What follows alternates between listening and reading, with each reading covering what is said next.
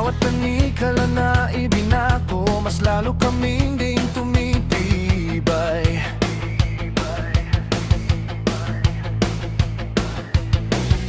Sa bawat takot na ipinasok, mas lalong nag-aalab ang kamay.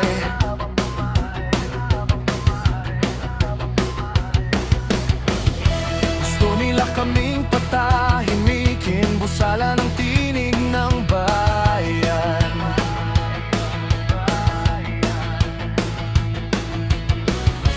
Pero ang sigaw kapag nag-umpisa, hindi na nila kayang pigilan. Hindi kami numero sa tala, hindi kami utos na susunod lang. May isip, may puso, may paninindigan, may lakas ang taong nagising na. Hindi kayang ikadena ang isip at kaluluwa. Kahit anong takot ang itanim, hindi nito kayang patayin ang apoy. Hindi kayang ikadena ang boses ng mamamayan.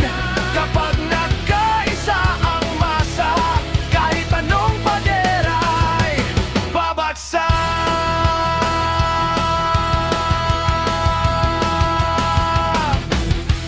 Bawat hakbang ay sinusubok, bawat salita ay minamasdan.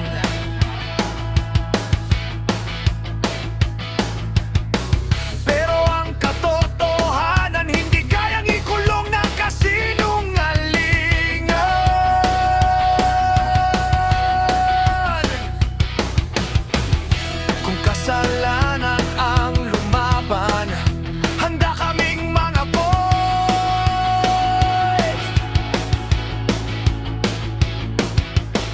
Mas mabigat ang katahimikan kaysa sa galit na may layon.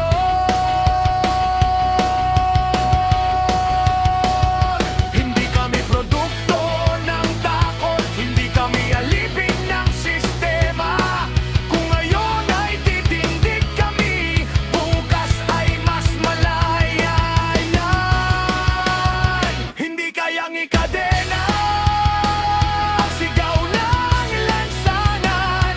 Sa bawat kamaong nakataas, may pag-asang pinapanday. Hindi kayang ikadena ang lakas ng katotohanan.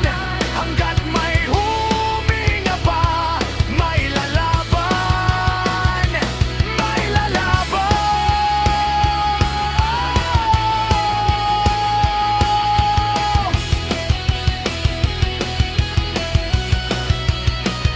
Hindi kami takot, hindi kami atras, hindi kami bibitaw sa laban para sa bukas.